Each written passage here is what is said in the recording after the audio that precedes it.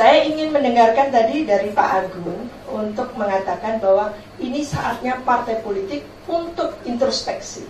Ini saatnya partai politik untuk melakukan reformasi. Katakan untuk 2014 mungkin sudah terlambat. Karena reformasi apa pula yang mau dilakukan?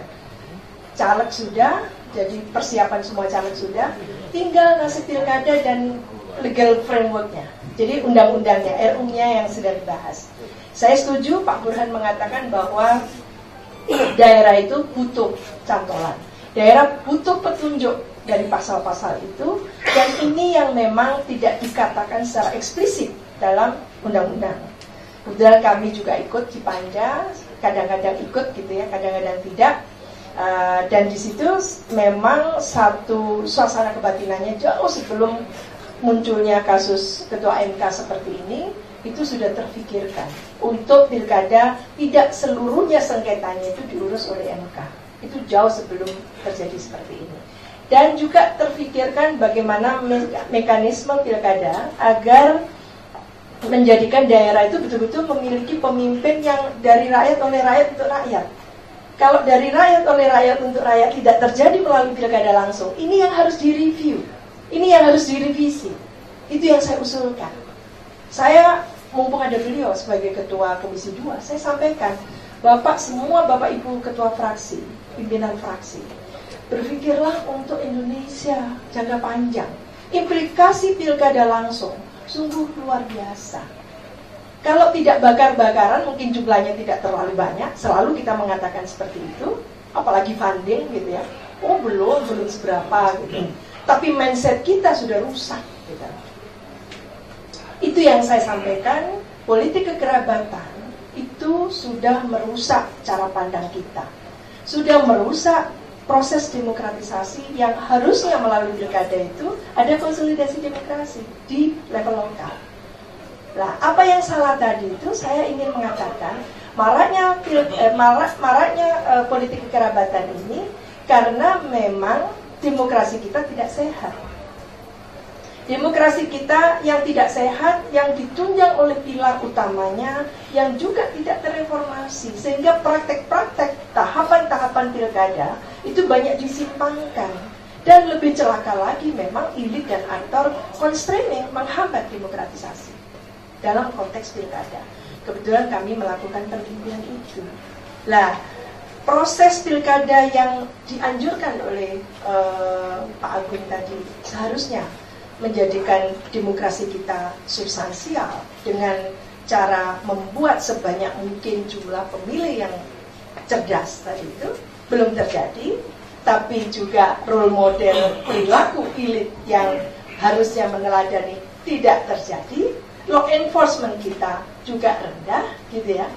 Apa yang tersisa yang kita harapkan untuk meluruskan jalannya demokrasi ini? Ini yang tidak terjadi. Jadi apakah kita paksakan model demokrasi langsung di level provinsi dan kabupaten kota dengan catatan semuanya seperti ini? Kita harus mengakui memang peningkatan partisipasi, entah mobilisasi atau genuine participation terjadi, tapi ada peningkatan partisipasi masyarakat dalam politik. Iya, ada keterlibatan masyarakat. Entah apa keterlibatannya karena dibayar, keterlibatannya karena afiliasi, keterlibatannya karena pemilih tradisional, apapun alasannya, perilaku pemilih, tapi partisipasi meningkat. Tapi celakanya juga dampak negatif ikutannya itu juga luar biasa. Karena apa? Pilkada belum dimaknai, dipahami sebagai satu cara memilih gitu ya, seorang pemimpin daerah yang normatifnya kan kompeten, berintegritas gitu ya, berkredibilitas dan mampu memajukan daerah. Tapi yang muncul justru bagaimana partai politik lagi-lagi gitu ya, memilih calonnya sendiri, dan Golkar termasuk salah satu contoh yang kurang aspiratif sehingga calonnya kalah melulu. Itu satu contoh harus diakui.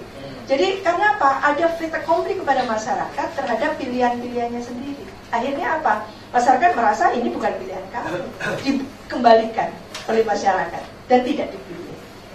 Jadi kalau kita melihat semua episode pilkada yang 924 kali, ya mungkin lebih ya Pak Abdul ya, 924 kali, jadi ada daerah yang sudah 2 kali, berarti itu dari Sabang sampai Merauke, kita tahu bahwa keanekaragaman, keberagaman dari daerah-daerah itu menjadikan praktek demokrasi lokal juga berbeda. Tapi satu yang pasti, sisa-sisa feudalisme, sisa-sisa patrimonialisme itu cukup kental.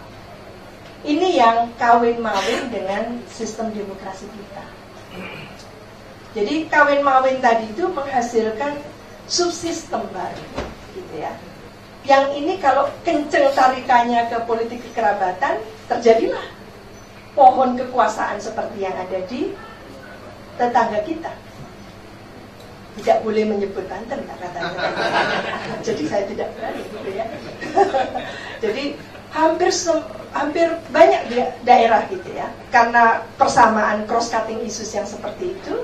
Menurut Kementerian Dalam Negeri ada sekitar kecenderungan bangunan politik kekerabatan itu 58 kasus. 58 kasus. Ini baru satu kasus yang terbuka. Menjadi masalah, apa yang salah tadi ketika apa yang terjadi praktek di lokal tadi itu menunjukkan perselingkuhan politik, birokrasi, perselingkuhan politik dan hukum itu kawin-mawin yang luar biasa, berkelindan di situ. Meledaklah kasus Mahkamah Konstitusi.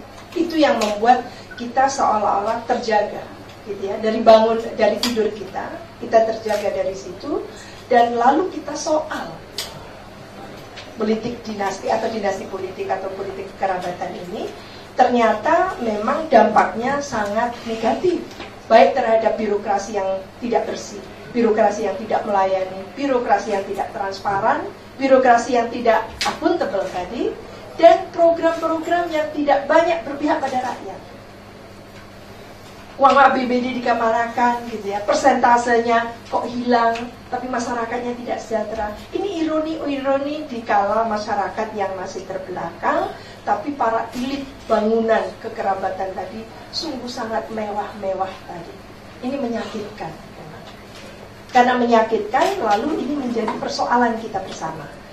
Kita tidak hendak menunjuk pada 1-2 kasus, tapi ke depan adalah ini lesson learned yang tidak boleh terlewatkan, yang harus kita perbaiki, baik melalui legal framework, rancangan undang-undang yang sedang dibahas oleh DPR dan pemerintah, agar bagaimana memberikan payung hukum yang tidak melanggar HAM, tapi di satu sisi juga memberikan kepastian hukum yang terukur, gitu ya, agar rakyat tidak lagi-lagi ternistakan hanya karena praktek-praktek yang menyimpang tadi.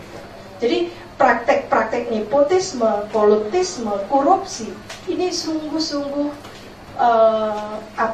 semacam melecehkan gitu. Gerakan reformasi tahun 98 yang kita berbondong-bondong ke gedung ini.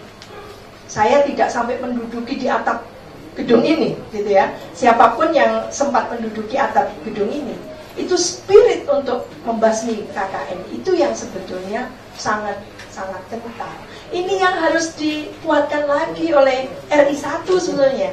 Jadi semangat ini yang harus dibangkitkan, bukan lalu patut atau tidak patut, bukan itu. Tapi harus bagaimana ini meluruskan kembali karena ada yang salah tadi menurut Mas Gusti tadi. Nah ini yang menurut saya memang pekerjaan rumah kita bersama.